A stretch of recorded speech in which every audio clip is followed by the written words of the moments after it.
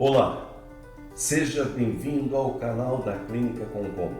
Eu sou Admar Concom Filho e nós vamos ter aqui vários profissionais que vão conversar com a gente, que vão dar algumas explicações, que vão bater um papo com a gente.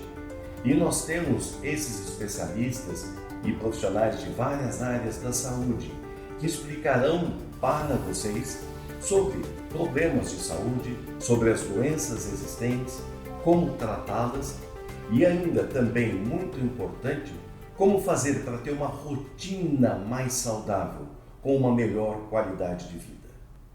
Hoje nós temos a honra de ter aqui presente com a gente o Dr. Bruno Santos Bogea, neurocirurgião. Bruno, é uma alegria ter você aqui com a gente, é uma honra ter aqui com a gente. Eu que agradeço sempre, Dr. Concom. Perfeito.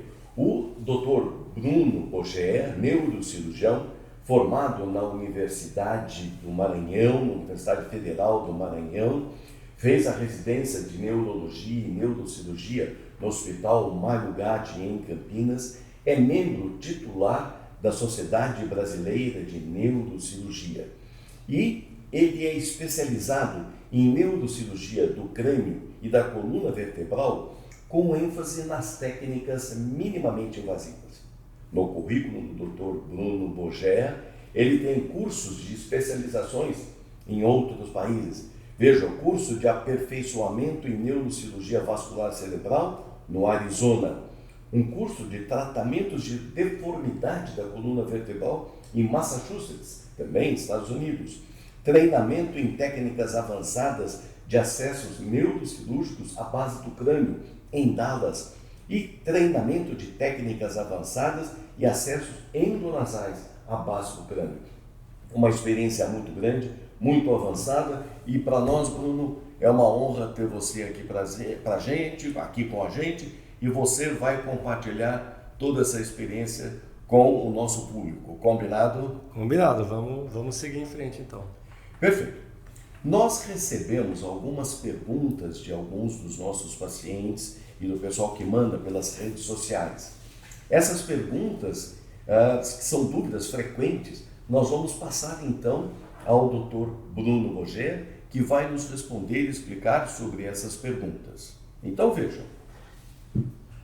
A cirurgia para retirada de tumor de hipófise pode ser feita pelo nariz? Sim, né? Na verdade, Dr. Concom, a cirurgia de hipófise ela é uma cirurgia já um pouco antiga e ela pode ser feita através de um acesso transcraniano aqui por cima da cabeça ou transcraniano também pela base do crânio. Então, uma das técnicas menos invasivas para a retirada de um tumor de hipófise é através de uso do endoscópio, que é uma câmera que a gente coloca por dentro do nariz e vai abrir o crânio por baixo.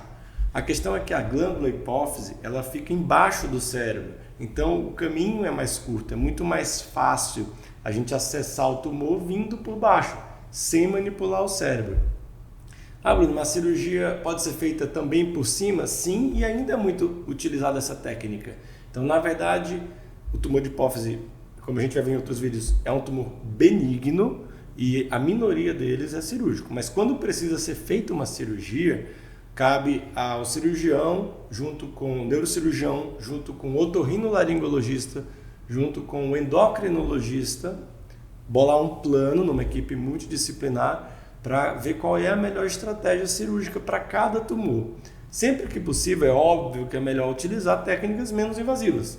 E no caso, a cirurgia endonasal, pela base do crânio, ela é menos invasiva. Mas alguns tumores com algumas localizações, tamanhos, eles podem ser melhor acessados pela via transcraniana por cima.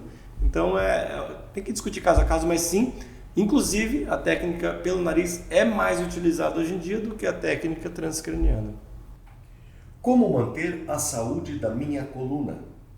Essa é uma das perguntas que a gente mais vê em consultório e também quando a gente está fora do consultório, né, com os amigos e tudo, porque muitas pessoas sofrem com dores na coluna. Tá? Então, a prevenção ainda é o melhor remédio. Tá? Então, como que a gente vai manter a saúde da coluna? Eu vou dar algumas dicas. A principal é evitar carregar objetos muito pesados, com posturas inadequadas. Outra dica importante, evitar carregar mochilas e bolsas de forma assimétrica ou com peso excessivo. Se manter dentro de um peso adequado, né? A gente sabe aqui na Clínica Concon, a gente tem vários profissionais que trabalham no combate da obesidade, e você está acima do peso, obviamente sobrecarrega a sua coluna. Então manter-se dentro do seu peso ideal e com uma musculatura adequada, que aí entra outra dica, sempre fazer atividades físicas. Encontre uma atividade que você se identifica, que você consiga fazer, que seja acessível a você, que você goste, e faça ela, uma atividade aeróbica e muscular. E aí existem várias, pode ser musculação, pilates, caminhadas, atividades na piscina, natação, hidroginástica. Então, mas tem que ser uma coisa que você vá fazer. Não adianta eu falar como médico, faça isso, e aí isso é longe da sua casa ou é inacessível para você. Então, você que tem que achar a atividade correta. Outra dica importante, cessar tabagismo. Cigarro é péssimo para a coluna. Tá? O cigarro ele atrapalha a circulação do sangue, atacando os vasos sanguíneos, e isso atrapalha a nutrição dos discos intervertebrais. Eles começam a receber menos sangue por uma doença vascular causada pelo cigarro. Isso não é falado o suficiente. Quando a gente fala de cigarro, a gente lembra muito de pulmão, de câncer, mas não lembra que ele também é péssimo para a coluna. Então, o cigarro também é um vilão para a coluna. Quem fuma, parar de fumar, e quem não fuma, manter-se assim, né? Outra dica bem importante, mudar sempre de postura. Então, não ficar muito tempo sentado, não ficar muito tempo em pé, sempre estar mudando de postura e, se possível, se alongar algumas vezes ao dia, né? Então, essas são algumas dicas. Existe diferença entre tumor, câncer e cisto no cérebro? Essa pergunta é bem importante, eu acho, para a gente estar aqui na Clínica Concon esclarecendo para a população. Porque é muito comum o paciente chegar aqui na clínica e procurar um neuro desesperado porque está com uma dor de cabeça diferente. Ou porque naquela semana saiu na televisão que alguém famoso teve um problema grave na cabeça, um aneurisma cerebral, um tumor. E aí todo mundo fica, será que eu tenho aquilo? Será que eu não tenho aquilo? E às vezes a pessoa tem uma enxaqueca, que é uma doença benigna. A dor da enxaqueca ela é muito forte, mas ela não mata nem nada. E nos exames de imagem, tomografia e ressonância, comumente não aparece nada de errado numa pessoa que tem apenas enxaqueca. Apenas enxaqueca eu estou falando porque é benigno, mas eu sei que é uma doença, óbvio, né, que limita muitas pessoas. Então, qual que é o comum do dia a dia? A pessoa vem com uma dor de cabeça, ela está insegura, ela quer fazer um exame de neuroimagem, uma tomografia, uma ressonância, para ter certeza que ela não tem nada. Então, o médico pede o exame. Muitas vezes, como eu sou neurocirurgião, o paciente já chega em mim com o exame. E às vezes no exame aparece alguma coisa e que deixa a pessoa mais estressada ainda. E o mais comum são os cistos. Os cistos, principalmente o cisto aracnoide, é uma coisa benigna, na maioria, mais de 90% das vezes. É um cisto que nasce com a pessoa. Só que quando aparece lá no exame, uma bola, que a pessoa já acha que é o fim do mundo. Outro tumor benigno, principalmente quando ele é pequeno, que a gente muitas vezes só acompanha, é o microadenoma de hipófise. É um tumor que muitas vezes não é cirúrgico também, mas aparece no exame e o paciente fica muito preocupado. E existem tumores benignos que não são cânceres. A gente usa a palavra câncer mais quando é uma doença que pode matar em pouco tempo, que se espalha. Então os cistos, eles são condições que nascem com a pessoa muitas vezes, e às vezes eles crescem muito, precisam ser operados, que é a minoria dos casos, e algumas vezes a gente só vai acompanhando por um tempo. E os tumores benignos como meningiomas, chivanomas, às vezes eles crescem um pouco, precisam ser operados também. Agora, tumores metastáticos, por exemplo, câncer de pulmão que vai para o cérebro, câncer do trato gastrointestinal, do estômago, tudo que vai para o cérebro. E esse sim é o câncer e precisa ser operado. Mas esses tumores mais malignos, eles se disseminam muito rápido e o diagnóstico neurológico acaba que não demora muito. Os cistos é que são o grande mito. Então, assim, tem diferença? Tem muita diferença. E o dia a dia, no consultório aqui na clínica, não são os casos graves de câncer, são casos de pessoas que estão bem e descobrem, sem querer, no exame, uma lesão no cérebro que não é maligna, que não vai ser operada e que precisa apenas de um esclarecimento. Então, por isso que é muito bom a gente estar aqui fazendo essa troca de informação para trazer essas informações, esse esclarecimento para as pessoas que, obviamente, primeiro, não precisa fazer exame em toda dor de cabeça, mas nas que precisa, faz o exame e leva para o seu médico dar uma olhada. Porque às vezes você coloca lá no Google cisto aracnoide e aparece um monte de coisa.